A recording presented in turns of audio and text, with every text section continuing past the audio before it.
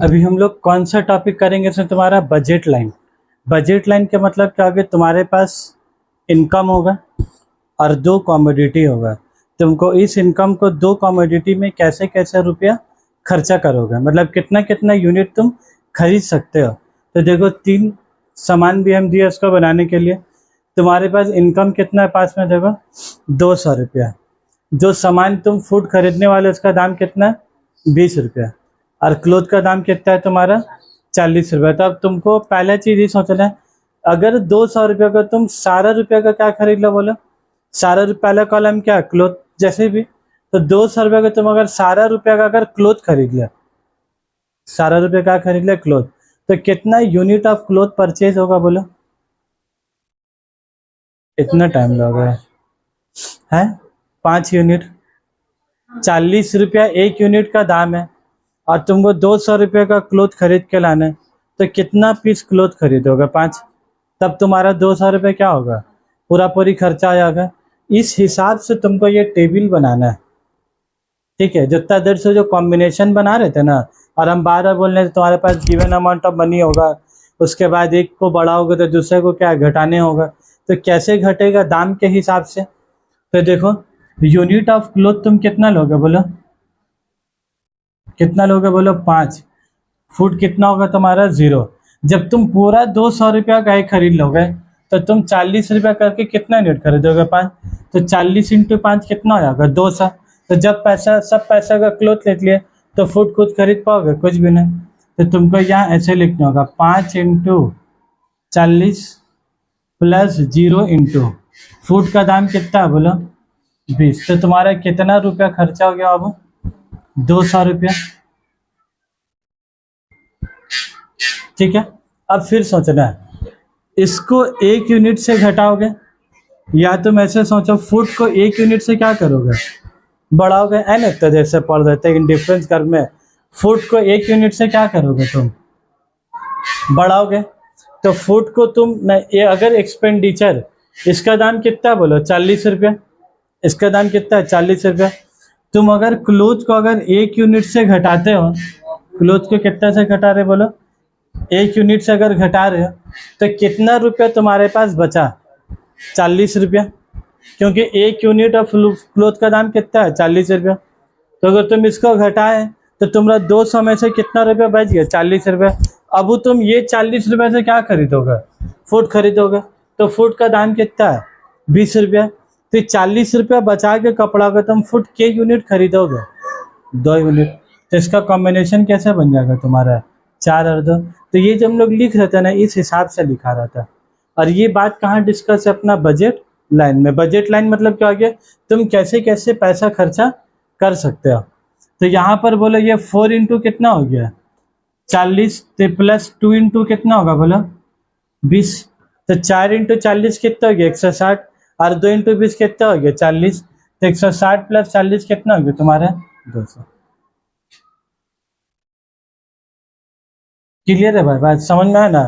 फिर इसको तुम एक यूनिट से और घटाओगे, तब बोले एक यूनिट से और घटाए तो 5 का बदले कितना हो गया, 3। तो 2 यूनिट का कितना पैसा बच गया, बोलो 40। 40 इंटू 2, 80 रुपया बच गया। अब 80 रुपया बचा के तुम क्या खरीदोगे, फूड। तो 80 रुपया बचा के एक फूड का दाम कितना है, 20। तो 80 रुपया में कितना फूड खरीद लोगे तुम, 4। मतलब इसको एक घटा रहे तो उसका 2 से क्या बढ़ा रहे, बस सिंपल हो गया। तो 3 इंटू 40 और प्लस 4 इंटू कितना होगा, बोलो। तो 3 इंटू 40 120। 120 और 80 कितना हो गया तुम्हारा। इस सब टाइम में तुमको इक्वल किसका लाना, बोलो। ये तुमको पूरा 200 रुपये क्या है खर्चा कर देना, कुछ बचा के घर वापस नहीं लाना उसमें। उसके बाद बोले 4 के 3, 3 के बाद 2, 2 से कितना हो जाएगा, बोले 6 हो जाएगा। तो 2 इंटू 40 प्लस 6 इंटू 20, तो कितना हो गया, बोलो 200। फिर ये 1, ये 1 होगा तो कितना होगा, बोलो ये 8 होगा। ये 1 2 यूनिट से बढ़ेगा तो 1 इंटू 40 और प्लस बोलो कितना होगा, 8 इंटू 20 तो कितना हो गया 40। और 160 कितना हो गया, 200 रुपया। क्लियर है। इसीलिए हम बोला ये टेबल हम लोग साथ ही साथ बनाएंगे तो क्या है, इसीलिए हम पहले लिख के रेडी नहीं किया इसको, लिखते लिखते समझेंगे तो क्या है, समझ में आता है। फिर ये 1 से घट के कितना हो गया 0, मतलब एक बार तुमको इसको 0 करना है, फिर एक बार किसको 0 करना है, इसको 0। तो अब तुम कुछ भी क्लोथ नहीं ले रहे, अब तुम पूरा 200 रुपये का क्या खरीदोगे बोलो, फूड। और 1 यूनिट का दाम कितना है, 20 रुपया। तो पूरा 200 का अगर फूड लोगे तो तुम कितना पीस खरीदोगे, 10 पीस। ठीक है बात। तो यहाँ पर बोलो कितना जाएगा, 0 इंटू 40 प्लस 10 इंटू 20, तो कितना हो गया बोलो, 200। और ये करने के बाद तुमको लास्ट में क्या बनाना है बोलो, ग्राफ बनाना है। क्या बनाना है, और ग्राफ आसान है, कोई बड़ा बात थोड़ी ना। टेबल बनाना सीख गया तो क्या, ग्राफ बनाना तो उससे ज़्यादा आसान काम है। देखो ग्राफ कैसे बनाओगे, एक तरफ क्या लिखोगे, फूड, हमेशा फूड हम लोग यहीं लिखा तो इसीलिए उसको वैसे ही रहने दे रहे। एक तरफ फूड और दूसरा तरफ क्या लिखोगे बोलो, क्लोथ। तब तुम बताओ बात,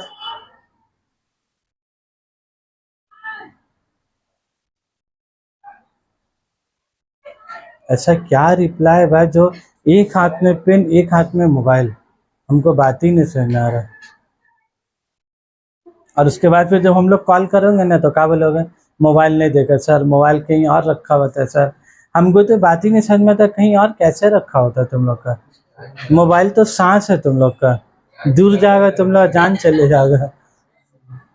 इधर देखो बात, फूड, तो बोलो ये वाला चीज को हम लोग क्या बोलते हैं, यहाँ से सब कुछ शुरुआत है तो ये क्या है, 0। तो यहाँ पर कौन 0 है बोलो, फूड। यहाँ पर कौन 0 है तुम्हारा, पहले में 0 कौन है बोलो, फूड। ये 5 और 0, 5 और 0 का मतलब क्या हो गया, 5 यूनिट्स ऑफ क्या लोगे तुम, क्लोथ। अब उस टेबल को ग्राफ में तुमको क्या करना है बोलो, पुट करना है। तो वाई एक्सिस हम लोग क्या लिया, क्लोथ। वाई एक्सिस में क्या लिया तुम्हारा, क्लोथ। तो क्लोथ कितना यूनिट है, 5, और फूड कितना है तुम्हारा, 0। तो 0 5 एक कॉम्बिनेशन बना, तो यहाँ क्या हो गया, तो डॉट हो गया। उसके बाद इसको 5 से घटा के कितना किया, इसको 4, क्लोथ। तो क्लोथ फूड बढ़ के कितना गया तुम्हारा, तो 0 से इधर बढ़ेगा। ठीक है बात, तो 0 से इधर बढ़ा तो क्या गया तुम्हारा 2। तो इसका पॉइंट तुम्हारा किधर बन गया, यहाँ पर ही। इसका इधर बना तो इसका किधर बनेगा, ये वाला हो गया। अगर ऐसे बात करें तो ऐसे बन जाएगा। ठीक है बात। उसके बाद इसको 4 से घटा के तुम कितना किया, 3। देखो तुम लोग सामने एकदम, ये 3 के तो कितना हो गया तुम्हारा 4, 2 से बढ़ के तुम्हारा कितना हो गया 4। तो इसका जो पॉइंट बना तो कैसे बना तुम्हारा, यहाँ पर ही बना। क्लियर है बात। उसके बाद ये 3 से घट के कितना हुआ बोलो, ये 2। तो 2 हुआ, तो ये 4 के बदले कितना हो गया तुम्हारा, ये कैसे वैल्यू पुट आ रहा, समझ में आ रहा बात। ये समझना जरूरी है, बार बार तुम लोग को बोलता है वो, ग्राफ समझना है तो टेबल समझना होगा, क्योंकि ग्राफ आसमान से उड़ के नहीं आया। कुछ तो डेटा होगा तब ना ग्राफ बना, बिना डेटा का ग्राफ बनेगा कभी। उसके बाद बोले 2 से घट के तुम्हारा कितना हो गया, ये 1। जब ये 1 हो गया तो ये कितना हो गया, बोलो 1 हुआ तो कितना हो गया तुम्हारा, ये 8 हो गया। तो इसका डॉटेड लाइन किधर आया तुम्हारा, यहाँ पर आया। और फिर ये 1 से घट के कितना हो गया, 0। और फिर 1 से घट के कितना हो गया, 0। जब ये 0 हुआ तो कितना हो गया तुम्हारा, 10 हो गया। तो इसका डॉटेड लाइन कहाँ बना, इसी कर्व लाइन के ऊपर में, ये जो एक्स एक्सिस इसके ऊपर में। और जब ये था तो इसका कहाँ बना तुम्हारा, यहाँ पर है। अब तुमको क्या बनाना है, बजट लाइन। क्या बनाना है बोलो, ये जितना सारा डॉट है, ये सारा डॉटेड लाइन को तुमको क्या करना बोलो। और जब ये सारा डॉटेड लाइन को जोड़ दिया, यही तुम्हारा क्या बन गया बोलो, बजट लाइन। तो बजट लाइन का मतलब क्या हो गया, अगर कोई कंज्यूमर है या कोई कस्टमर है, उसके पास 200 रुपया है और 2 सामान का अलग अलग दाम है, तो बजट लाइन का मतलब क्या क्या बोलो, ये कंज्यूमर का ये क्या हो गया, लिमिट हो गया। क्या वो इससे ज़्यादा पैसा खर्चा कर सकता है, क्या वो बजट लाइन का बाहर जा सकता है, नहीं जा सकता है। क्यों, क्योंकि उसका इनकम कितना है, 200 रुपया। उससे ज़्यादा जा सकता हो, उससे कम रह सकता है, लेकिन उससे ज़्यादा तो क्या तुम्हारा जा ही नहीं सकता। तो एग्जाम में लोग 2 सवाल ऐसे क्या पूछ लेता, एक तो पॉइंट इधर दे देता है ए, एक तो पॉइंट बजट लाइन के अंदर दे देता है बी। तो बोलता है can consumer go point A, तो तुम क्या लिखोगे? No consumer can not go beyond budget line. तो इसके बाद तो तुम जा ही नहीं सकते। अब सवाल रहा इसके अंदर, तो इसके अंदर तुम क्या रह सकते कि नहीं? इसके अंदर रहने से क्या होगा बोलो? तुम्हारा 200 रुपया अगर इस बजट लाइन में तुम हो, अगर किस लाइन में बोलो? ये बजट लाइन में, ये लाइन के एकदम ऊपर हो तुम, तो ये 200 पूरा पूरी क्या होगा? खर्चा हो जाएगा। लेकिन तुम वो लाइन के अंदर हो, ये लाइन के अंदर हो, तो क्या 200 पूरा पूरी खर्चा होगा कि नहीं होगा? कुछ पॉकेट में पैसा। बजट लाइन के अंदर रहेगा तो 200 से पैसा क्या होगा? बच जाएगा। और बजट लाइन के बाहर जाओगे तो 200 से ज़्यादा खर्चा करने होगा, और जो तुम कर नहीं सकते क्योंकि पॉकेट में कितना पैसा है? 200 रुपये। तो इसीलिए बोला था consumer can not go beyond the budget line. एक कंज्यूमर ये बजट लाइन के बाहर जाके कोई सामान खरीदारी नहीं कर सकता। लास्ट वाला टॉपिक क्या हम लोग का? Consumer equilibrium. अब इक्विलिब्रियम वाले टॉपिक में क्या करना पड़ता है? इक्विलिब्रियम वाले टॉपिक में क्या हम लोग का, क्या हम लोग क्या बोला? जितना ज़्यादा higher the indifference curve will give the higher the level of satisfaction. Properties में क्या पढ़ा? Higher the indifference curve will give the higher the level of satisfaction. तो मुद्दा क्या उठेगा? जितना ज़्यादा ऊपर जाओगे, जितना ज़्यादा इंडिफरेंस कर्व ऊपर जाओगे, तुमको सेटिस्फैक्शन क्या मिलेगा? उतना ही ज़्यादा मिलेगा। क्या तुम और ज़्यादा जा सकते हो जब तुम्हारा बजट लाइन इतना है? बजट लाइन इतना है, इसके ऊपर जाओगे इतना, इसके ऊपर जाओगे और ज़्यादा, तो क्या तुम बजट लाइन पार करके इंडिफरेंस कब कर सकते हो? बोलने और सुनने में तो अच्छा लग रहा है, higher the indifference curve will give the higher the level of satisfaction. तो सबका दिल होगा भाई higher the level of satisfaction का, कम क्यों लेंगे? हायर ही लेगा सबका। लेकिन मसला है कि तुमको हायर लेने के लिए तुम्हारा पैसा पॉकेट में भी क्या है? ज़्यादा होना चाहिए तब ना। तुमको सेटिस्फैक्शन लेवल मैक्सिमम में जाओगे कैसे बोलो? With the given budget line. तो हम लोग एक यहाँ पर एक ग्राफ बनाते हैं कंज्यूमर इक्विलिब्रियम में, एक ग्राफ बनता है, ठीक है? अभी तुम लोग मत बनाओगे। ये ग्राफ कैसे बनता है? ये पहले तुम्हारा क्या बना? Budget line. ये तुम्हारा क्या बन गया? पहले तुम इसके बाहर जाके रुपया खर्चा कर ही नहीं सकते। इसके बाद तुम क्या बनाओगे इसमें? इंडिफरेंस कर्व, ठीक है? उसके बाद फिर तुम्हें क्या बनाए? फिर इंडिफरेंस कर्व, और उसके बाद फिर तुम क्या बनाए बोलो? इंडिफरेंस कर्व 3, ठीक है बात? ऐसे 3 टू इंडिफरेंस कर्व बना। और ये तुम्हारा क्या बोलो? ये वाला बजट लाइन। बजट लाइन क्या बोलता बोलो यहाँ पर ही? क्या तुम एक कंज्यूमर इससे ज्यादा रुपया खर्चा कर सकता है? तो अगर ये जो बात है इंडिफरेंस कर्व 3, सर यहाँ तो जाने का हम लोग दूर दूर तक का है सोच भी नहीं सकते, क्या कि पॉकेट में इतना पैसा। देखो ये बजट लाइन का तुम्हारा क्या आ गया? बाहर। तो यहाँ पर कभी भी कंज्यूमर जा सकता है, तो ये तो इक्विलिब्रियम जिंदगी में तुम्हारा होगा ही नहीं।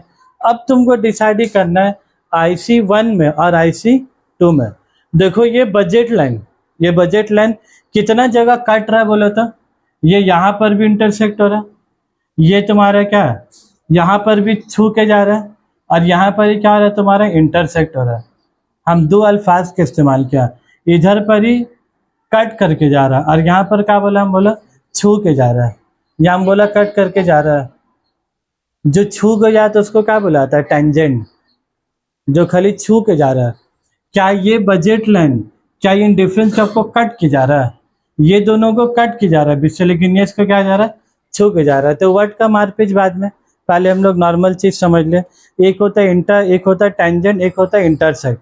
तो इंडिफरेंस का 2 जो क्या है तुम्हारा? सिर्फ छू के जा रहा है, बजट लाइन को काट के नहीं जा रहा है।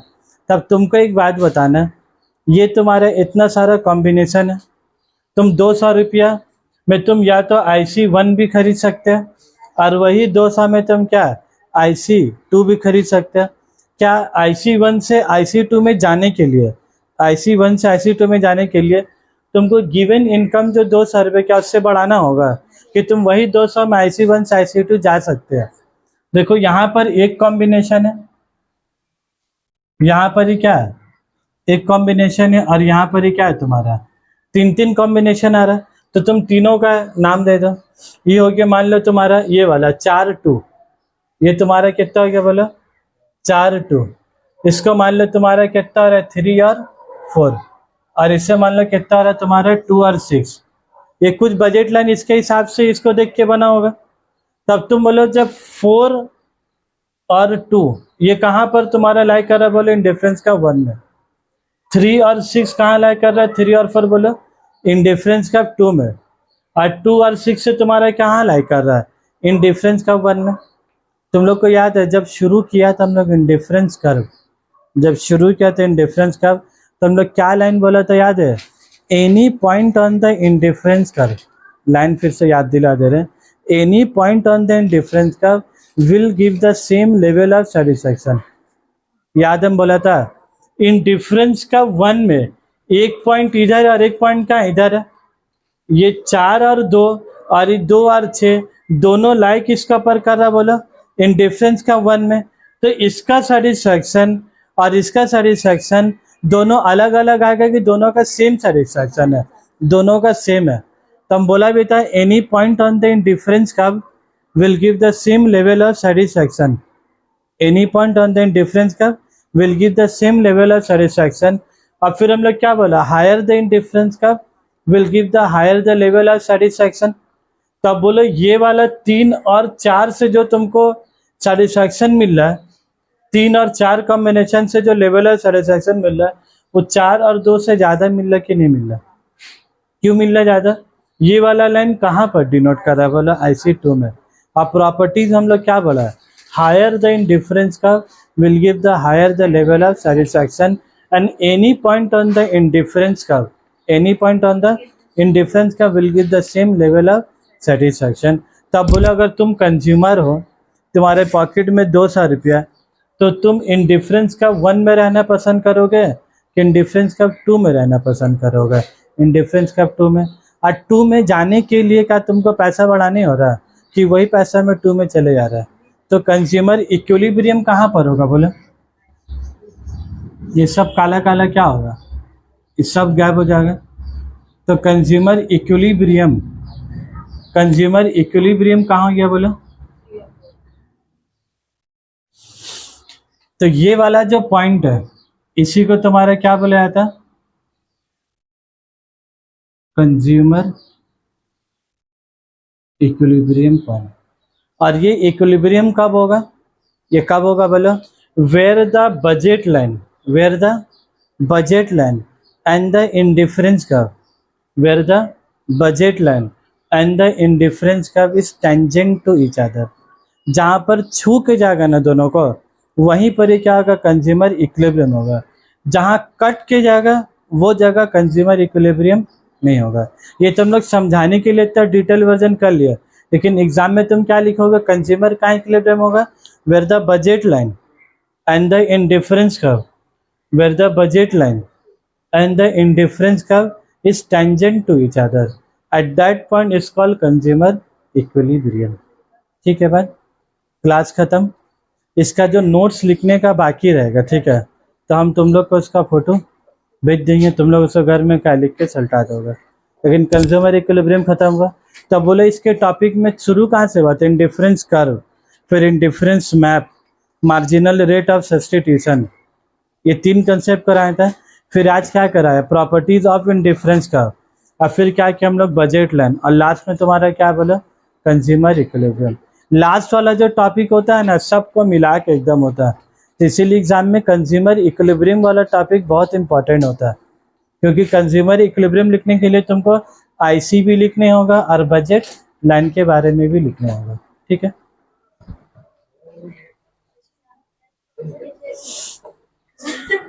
टेस्ट कौन सा दिन लेंगे? यही वाला ही यही चैप्टर, थ्योरी ऑफ, यही चैप्टर जो चैप्टर पढ़ा है इसी चैप्टर का, वो सबका इसका पूरा नहीं, इतना सुन लेंगे, फिर इतना सुन लेंगे, फिर इतना सुन लेंगे, ऐसे। चलो अब मिलेंगे हम लोग अगले क्लास में।